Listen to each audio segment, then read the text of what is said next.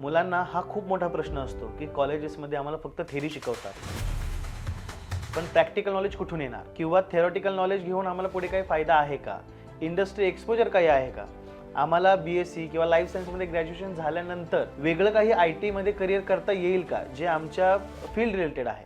तर ह्यामध्ये आपण खूप सारे ऑप्शन्स स्टुडंट्सच्या पुढे ठेवलेले असतात, जसं की क्लिनिकल रिसर्च आहे, त्याच्यानंतर US हेल्थ केअर आहे. US हेल्थ केअरमध्ये RCM प्रोसेसची असते, ती BSc लाईफ सायन्स स्टुडंटसाठी खूप प्रोन आहे, म्हणजे मुलं त्याच्यामध्ये जॉब करू शकतात. त्यांना पॅकेजेससुद्धा खूप चांगले मिळतात. स्टार्टिंग पॅकेज त्यांचं 2.8 3 पासून विदिन 2-3 इयर्स ते 6 ते 7 लाख किंवा 10 लाखापर्यंत सुद्धा जाऊ शकतात.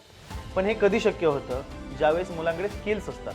Skills in the sense what exactly, MS Excel असेल किंवा त्या डोमेनचं नॉलेज असेल किंवा सॉफ्टवेअर ट्रेनिंग असेल, हे सगळं ज्यावेळेस मुलांना समजतं त्यावेळेस मुलांना जॉब अपॉर्च्युनिटी खूप जास्त मिळतं. सो आपण ॲरेट ट्रेनिंग इन्स्टिट्यूटमध्ये मोस्टली मुलांचा कॉन्फिडन्स बिल्डअपपासून त्यांचे जे कॉम्प्युटर स्किल्स आहेत, मग टायपिंग टेस्ट असेल, ॲप्टिट्यूड टेस्ट असेल, ह्या सगळ्या गोष्टी कव्हर करून घेतो.